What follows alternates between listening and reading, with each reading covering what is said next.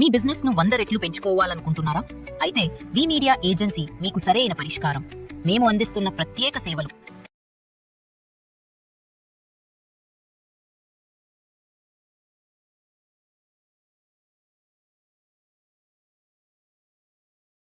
అందరికీ నమస్కారం. వీటీవీ హెల్త్‌కి స్వాగతం. ఆయుర్వేద శాస్త్రంపై గాఢమైన అధ్యయనం చేసి అనేక రుగ్మతలకు సహజ సిద్ధమైన పరిష్కారాలను అందించి రోగ నిర్ధారణలోనూ మూల కారణాలను గుర్తించి జీవన శైలిలో మార్పులు సూచించడంలోనూ ఆయనకు ప్రత్యేకమైన నైపుణ్యం ఉంది. సాంప్రదాయ ఔషధ మూలికలు, పంచకర్మ చికిత్సలు మరియు ఆహార నియమాల ద్వారా ప్రజల ఆరోగ్యం మెరుగుపరచడమే ఆయన ప్రధాన లక్ష్యం. ప్రకృతితో సమన్వయం, శరీర మనసు ఆత్మ శ్రేయస్సు అనే సిద్ధాంతాన్ని అనుసరిస్తూ సమగ్ర వైద్య సేవలు అందిస్తున్నారు ప్రసిద్ధ ఆయుర్వేద వైద్యులు డాక్టర్ కామేశ్వరరావు గారు.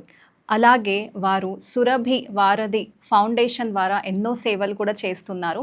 ఇప్పుడు మనతో వారు ఉన్నారు. వారిని అడిగి అనారోగ్య సమస్యలకు పరిష్కార మార్గాలు తెలుసుకుందాము.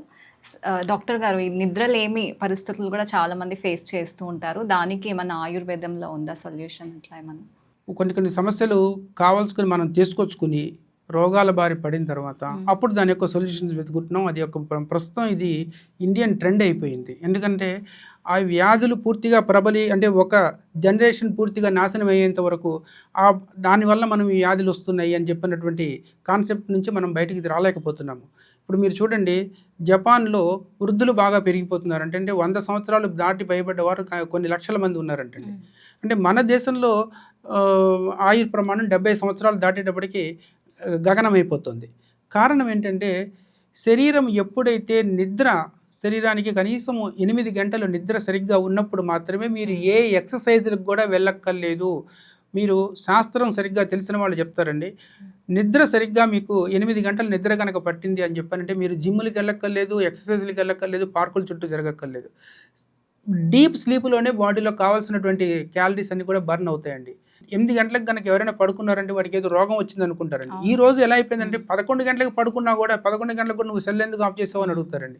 అంటే 11 గంటలు కూడా మనం అంటే ఆ టైం కూడా మనం ఇంకా మెలకుగానే ఉంటాం అనమాట. మెయిన్ కారణం ఈరోజు ఉన్నటువంటి ఈ స్క్రీన్స్, తెరలు, అంటే అది మబ్బు తెరలు కావచ్చు, మన కళ్ళకు పట్టిన తెరలైనా కావచ్చు అండి. అంటే సెల్ ఫోన్ కావచ్చు, కంప్యూటర్ కావచ్చు, టీవీ కావచ్చు, ఈ యొక్క మాయాజాలం నుంచి మనం బయట పడలేకపోతున్నాం అనమాట అండి. సో మళ్ళీ పొద్దున పూట లేచేటప్పటికి మన రెగ్యులర్ దైనందిన కార్యక్రమాలు మనం ఆపడానికి ఉండదు. ఎందుకంటే ఆఫీస్కి వెళ్ళేవాళ్ళు ఆఫీస్కి వెళ్ళాలి, డ్యూటీలకు వెళ్ళేవాళ్ళు డ్యూటీలు వెళ్ళాలి, ఎవరి పనులు వాళ్ళకు ఉంటాయి కాబట్టి పొద్దున్న 6-7 గంటలకు ఖచ్చితంగా లేవాల్సిందే. మళ్ళీ పడుకోవడం ఎప్పుడు జరుగుతుందండి? రాత్రి 12-1 గంట టైంకి. సో ఎప్పుడైతే ఏ సమయంలో అది చెయ్యాలో అది చేయకపోయినా కూడా శరీరంలో నెగిటివ్ ఇంపాక్ట్ పెరుగుతుందండి. అంటే సో ఎప్పుడు పడుకోవాలి, ఎప్పుడు ఆహారం తినాలి, దానికి ఒక నియమం ఉన్నాయన్నమాట అండి. ఎప్పుడు నిద్రపోవాలి, ఎప్పుడు శారీరక శ్రమ చేయాలని. సో ఈ మూడింటిని మనము ఎప్పుడు నాకు తోస్తే అప్పుడే చేస్తాను అని చెప్పి అనుకుంటే శరీరం ప్రకృతికి దూరంగా వెళ్ళినప్పుడు ఆటోమేటిక్గా అది చేయవలసినటువంటి శరీరం అంటే ఒబేసిటీ పెరగడం కానీ, కొలెస్ట్రాల్ లెవెల్స్ పెరగడం కానీ, స్ట్రెస్ లెవెల్స్ పెరిగిపోవడం కానీ, కాన్స్టిపేషన్ కానీ, మెయిన్ కాన్స్టిపేషన్ అండి. రాత్రిపూట ఎక్కువగా లేటుగా నిద్రపోయే వాళ్ళకి కాన్స్టిపేషన్ వస్తుంది. కాన్స్టిపేషన్ రావడం వల్ల మళ్ళీ ఇంటేక్ అంటే ఆహారం సరిగ్గా తీసుకోవాలంటే ఆహారం మంచి బిర్యానీ చూసినా కూడా వాడికి నోట్లో నీళ్ళు ఊరవు. అంటే ఇంటేక్ బయటికి వెళ్తే కదమ్మా ఆహారం తిరిగి తీసుకోవాలని చెప్పని అనిపించడం. ఇన్ ద సేమ్ టైం మళ్ళీ స్ట్రెస్ వస్తుంది. తర్వాత ఆఫీస్ వర్కులని ఎన్నో రకాలైనటువంటి, అంటే పొద్దున్న లేచిన తర్వాత ఎన్నో రకాలైనటువంటి వర్కులు, ఈ వర్కులతో మనకి సరిపోతూ ఉంటుంది. సో నైట్ టైం నిద్ర కనుక మన చేతులారా మనం తగ్గించుకుంటున్నాము. అది ఒక ప్యాషన్ అయిపోయింది అనమాట అండి. ఈరోజు రాత్రి 12 గంటలకి తక్కువలో పడుకున్నామని చెప్పానంటే అది ఏదో ఒక వెలితిగాను ఏదో పోగొట్టుకున్న వాళ్ళలాగా మనం చూసుకుంటున్నాం అనమాట. కానీ శరీరానికి 8 గంటలు నిద్ర చిన్నప్పుడు అంటే బై బర్త్ పుట్టినప్పుడు కనీసం 12 గంటల నిద్ర ఉండాలండి. అలాగా స్లోగా తగ్గుతూ వచ్చి ఎప్పుడైతే 70 సంవత్సరాలు దాటిన వ్యక్తులకి ఆయుర్వేదంలో 6-7 గంటల ఉపక్రమం నిద్ర వెళ్తే సరిపోతుందని చెప్పని ఉంటుంది. కానీ ఈరోజు మన భారతదేశంలో సగటు మనిషి యొక్క నిద్రాకాలము 5 గంటలు మాత్రమేనండి. 5 గంటలే మనం పడుకుంటున్నాం. అంటే రెస్ట్లో కంటే ఎప్పుడైతే మనం శరీరము రెస్ట్లోకి వెళ్ళదో మానసిక ప్రశాంతత కూడా మనం కోల్పోతామండి. ఎందుకంటే ఈ యొక్క పంచ జ్ఞానేంద్రియాలు, పంచకర్మేంద్రియాలు ఇది మన శరీరంలో ఉన్నటువంటి సెన్స్ ఆర్గాన్స్.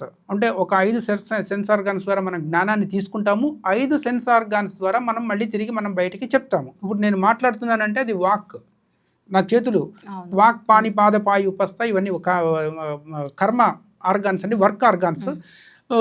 కన్ను ముక్కు చెవి నాలుక ఈ 5 కూడా జ్ఞానేంద్రియాలు అనమాట. ఈ జ్ఞానేంద్రియాలు ఎప్పుడైతే రెస్ట్లో ఉంటాయో అప్పుడే కర్మేంద్రియాల యొక్క వర్క్ యొక్క ఎఫిషియన్సీ బాగా పెరుగుతుందండి. నిద్రలో జ్ఞానేంద్రియాలు పూర్తిగా రిలాక్స్డ్ పొజిషన్లో ఉంటాయి అనమాట అండి. ఇన్ ద సేమ్ టైమ్ బాడీలో కొలెస్ట్రాల్ లెవెల్ తగ్గడానికి అవకాశం ఉంటుంది, కాన్స్టిపేషన్ రాకుండా ఉండడానికి అవకాశం ఉంటుంది. తర్వాత బాడీలో ఈ యొక్క అన్వాంటెడ్ గ్రోత్ కానీ లేకుంటే అన్వాంటెడ్ అంటే మెటీరియల్స్ బాడీలో ఎక్కడైనా బ్లాక్ అవుతున్నాయి, అటువంటి వాటిని తగ్గించడానికి వీలవుతుందండి. క్యాలరీస్ అనేది బాడీలో ఉన్నటువంటి అనవసరమైనటువంటి క్యాలరీస్ తగ్గడానికి కూడా అవకాశం ఉంటుందండి. అసలు యాక్చువల్గా మనం ఎప్పుడైతే నిద్రకి మనం దూరం అయ్యామో ఆటోమేటిక్గా రోగాలకి మనం దగ్గర అయిపోతూ ఉంటాం అనమాట అండి. చాలా చక్కగా చెప్పారు. అసలు స్లీప్ ఇంపార్టెన్స్ ఏంటి, మనం ఎన్ని అవర్స్ పడుకుంటే మనం హెల్తీగా ఉండొచ్చు అని చాలా డీటెయిల్గా క్లియర్గా ఎక్స్ప్లెయిన్ చేశారు. Thank you so much doctor. నమస్తే. So much sir. చూసారు కదా వ్యూవర్స్, ఎంత చక్కగా ఎక్స్ప్లెయిన్ చేశారో. ఇలాంటి మరిన్ని వీడియోస్ కోసం సబ్స్క్రైబ్ చేయండి వీటీవీని.